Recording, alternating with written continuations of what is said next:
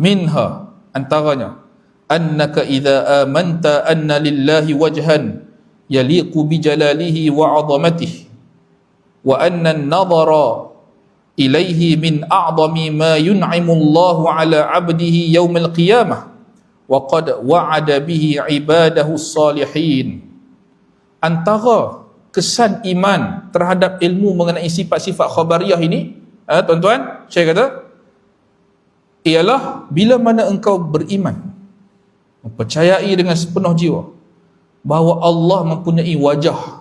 Contohnya, Allah mempunyai wajah layak dengan keagungan dan kebesarannya.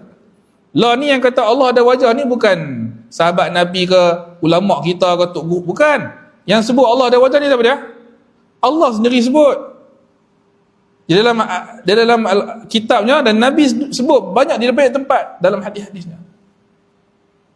Ya, jadi kalau engkau beriman Allah ada wajah layak dengan Allah Taala seperti mana yang dia beritahu, dan bahawa annan nazara ilaih, dan bahawa melihat Allah Azza wa Jal merupakan nikmat paling agung yang Allah kurniakan kepada hamba-Nya pada hari kiamat. Wa qad wa'ada bihi ibadahu salihin, yang mana dia telah janjikan kepada hamba-hambanya yang salih.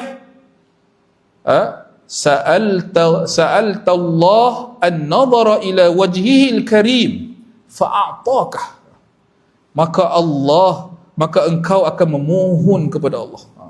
Jadi kalau engkau dah tahu Allah ni ada wajah dan engkau beriman, lepas tu engkau tahu pula bahawa melihat wajah Allah adalah nikmat paling besar di akhirat, nikmat paling besar dalam syurga.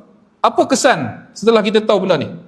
Apa kesan dia kepada iman kita? Syekh kata, sa'alta Allah an-nadhara ila wajhil karim, engkau tentu akan berdoa kepada Allah agar engkau dapat melihat wajahnya.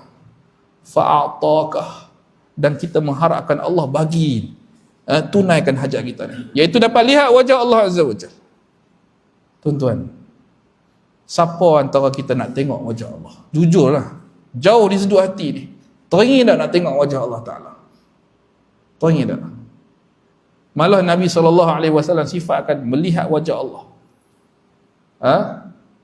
adalah nikmat tertinggi di akhirat. Bila Allah buka hijab dia dalam syurga, semua ahli syurga lupa habis semua nikmat dalam syurga, semua terpaku pada Allah SWT. Sebab tu Nabi SAW dalam doa riwayat Tirmizi dan selainnya, Nabi SAW ajar kita doa yang cukup besar. Hadis yang diriwayatkan oleh Ammar ibn Yasir, hadis yang sahih, Nabi doa, Allahumma bi'ilmikal ghaib, ya Allah, dengan ilmu engkau terhadap yang ghaib, wa qudratika 'alal khalq, dan kekuasaan engkau ke atas seluruh makhluk, ahyini ma 'alimtal hayata khairan li. Ni doa Nabi, tuan-tuan. Doa Nabi ni jawami'ul kalim, doa yang pendek tu tapi dia menghimpunkan semua faedah hidup dalam tu. Dengan satu doa Nabi tu menghimpunkan semua kebaikan dunia akhirat.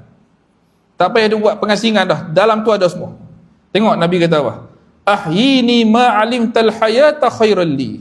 Ya Allah, hidupkanlah aku selama mana engkau mengetahui bahawa hidup itu baik untuk aku.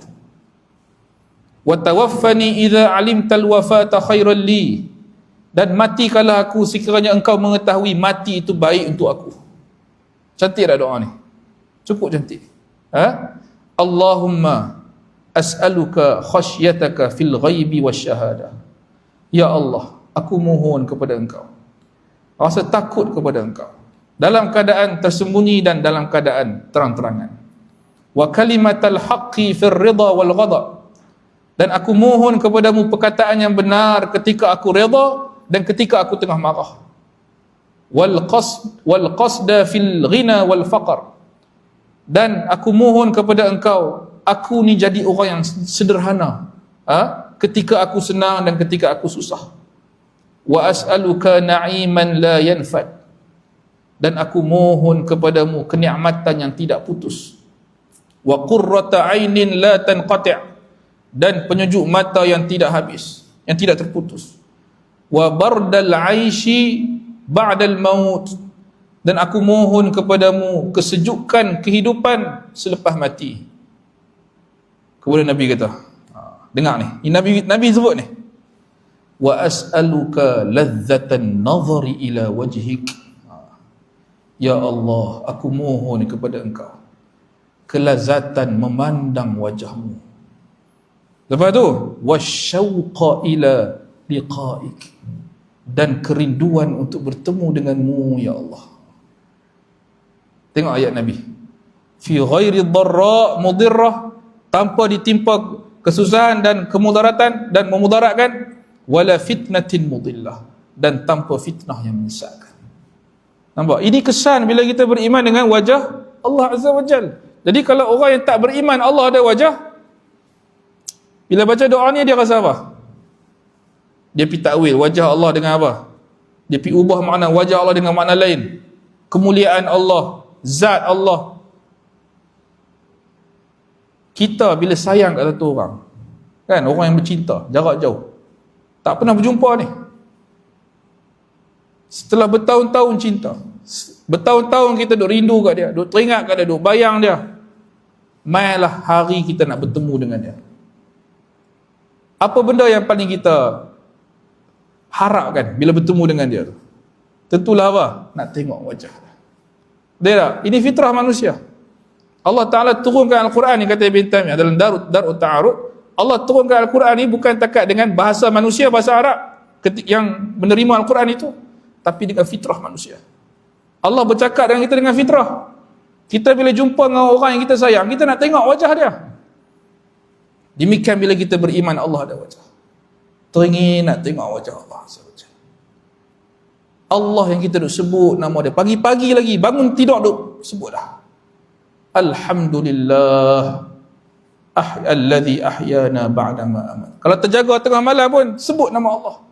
Kita duk sebut nama la ilaha illallah wahdahu la syarikalah, lahul mulku wa lahul hamdu wa huwa ala kulli syai'in qadir, subhanallah walhamdulillah wa la ilaha illallah wallahu akbar. Nak bangun, nak masuk belayak, kita disebut nama Allah. Kita disuruh ingat Allah lebih banyak daripada kita ingat anak kita. Kita disuruh sebut nama Allah lebih banyak daripada kita sebut nama bini kita, nama suami kita, nama kekasih kita yang lain. Jadi idaman orang yang beriman, nikmat paling tinggi adalah melihat Allah Azza wa Jalla, melihat wajah Allah. Jadi ini kesan kita beriman dengan sifat-sifat khabariyah ini. Faham tak tuan-tuan? Seperti mana yang difahami oleh para sahabat radhiyallahu anhum yang mengambil ilmu ini daripada Nabi sallallahu alaihi